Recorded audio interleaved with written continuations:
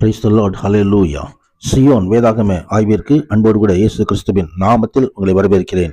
இன்று தினத்திலும் எரேமியா தீர்க்கதரிசன புஸ்தகம் அதிகாரங்கள் 16 முதல் 18 அதிகாரங்களில் உள்ள வசனங்களை தியானிக்க சர்ம தேவன் நமக்கு கிருபை பாராட்டுவாராக.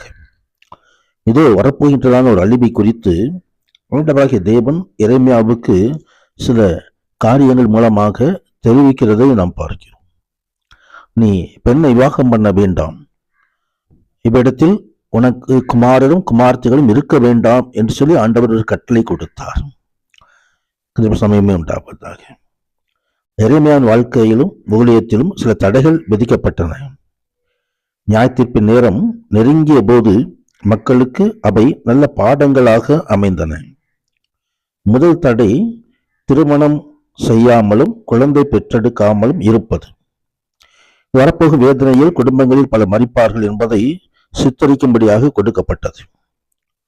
இரண்டாவதாக, தேவன் தம் ஆசீர்வாதங்கள், அன்பு, இரக்கம் ஆகியவற்றை மக்களிடம் விலக்கிக் கொண்டார் என்பதை காண்பிக்கும்படியாக மரித்தவர்களுக்காக துக்கம் கொண்டாடுபவர்களோடு உணவு உண்ணவோ, அவர்களோடு சேர்ந்து துக்கம் கொண்டாடவோ, அவர்களோடுக்காக பரிதாபப்படவோ கூடாது.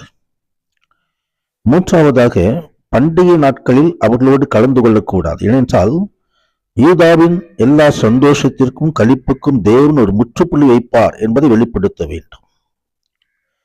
ஜனங்கள் நாடு கடத்தப்பட்டாலும் அவர்களது தண்டனை நிரந்தரமானதல்ல.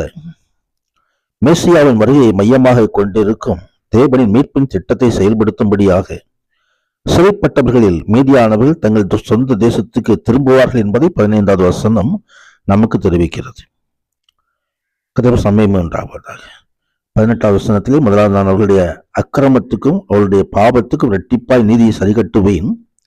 அவர்களின் தேசத்தை தீட்டுப்படுத்தி என் சுதந்திரத்தை என்று அருவருக்கப்படத்தக்க தங்கள் காரியங்களில் நாற்றமான விக்கிரகங்களினாலே நிரப்பினார்கள் என்று கர்த்தர் அங்கே சொல்லுகிறதை குறித்து நாம் பார்க்கிறோம்.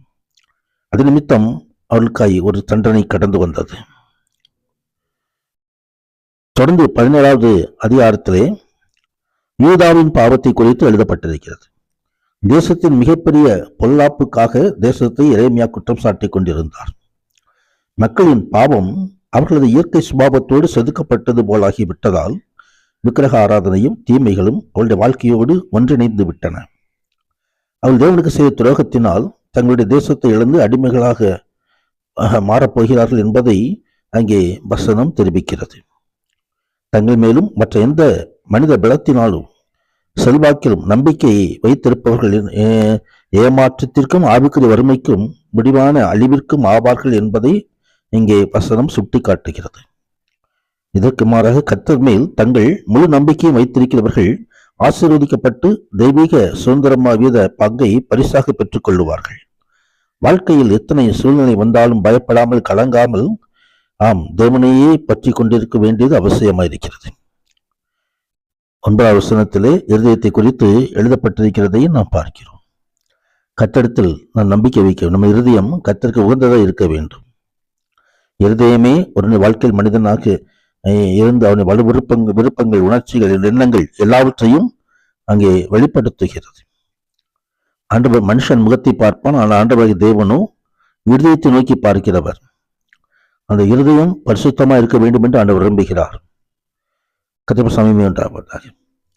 நாம் அங்கே 17 வருஷத்துல நீரே பயங்கரமாயிராதையும் தீங்கு நாளில் எனக்கு நீரே அடைக்கலாம் என்று ஆண்டவரை நோக்கி விண்ணப்பம் பண்ணுகிறதை நாம் பார்க்க. தாவே என்னை குணமாக்கும், எனக்கு குணமாவேன், என்னை ரட்சியும், அப்பொழுது ரட்சிக்கப்படுவேன், தேவரீரே என் துதி என்று சொல்லி இறைமையா தேவ சமூகத்திலே விண்ணப்பங்களை எடுக்கிறார். தொடர்ந்து ஓய்வு நாளை பரிசுத்தமாய் ஆசரிக்கிறதை குறித்து நாம் பார்க்கிறோம். ஓய்வு நாளில் உங்கள் வீடுகளிலிருந்து சுமை வெளியே கொண்டு போகாதபடிக்கும், ஒரு வேலையும் செய்யாதபடிக்கும் உங்கள் ஆத்துமாக்களுக்கு எச்சரிக்கையாக இருந்து நான் உங்கள் பிதாக்களுக்கு கட்டளையிட்ட ஓய்வு நாளை பரிசுத்தமாக்குங்கள் என்று ஆண்டவர் கட்டளையிடுகிற காரியத்தை குறித்தும் நாம் பார்க்க முடியும். 18ஆம் அதிகாரத்திலே குயவன் வீட்டுக்கு செல்லும்படியாய் ஆண்டவராகிய தேவன் எரேமியாவுக்கு கட்டளை கொடுக்கிறார். நீ எழுந்து குயவன் வீட்டுக்கு போ, அங்கே என் வார்த்தைகளை உனக்கு தெரிவிப்பேன். குயவன் மட்பாண்டம் உடைந்து கையில் அது கெட்டு போயிற்று. திருத்த செய்யும்படி தன் பார்வைக்கு சரியாய் கண்டபடி குயவன் அதை திரும்பவும் வேலை பாண்டமாக வணைகிறதை பார்த்தான். சமீபம் இஸ்ரவேல் குடும்பத்தாரே, இந்த குயவன் செய்தது போல நான் உங்களுக்கு செய்யக்கூடாதோ என்று கர்த்தர் சொல்லுகிறார். கர்த்தருடைய கையிலே நாம் குயவனுடைய கையிலே இருக்கிற களிமணி போல நாம் இருக்கிறோம். அவரை பிடுங்குவேன், இடிப்பேன், அழிப்பேன் என்று ஆண்டவர் சொல்லுகிறார். அவரை மறு விதமாக அவரை உயர்த்துகிற தேவன். தேவ சமூகத்திலே நம்மையும் களிமண்ணாய் ஆண்டவருடைய சமூகத்தில் ஒப்புக்கொடுப்பு கர்த்தர் நம்மை வணைந்து எடுப்பார். உகந்த பாத்திரமாய் அவர் நாமே நம்மை வணைந்து எடுக்கிற தேவன். கர்த்தர் நம்மோடு நடத்துவாராக. பரிசுத்த நாமத்துக்கு மகிமை உண்டாவதாக. ஆமேன், ஆமேன்.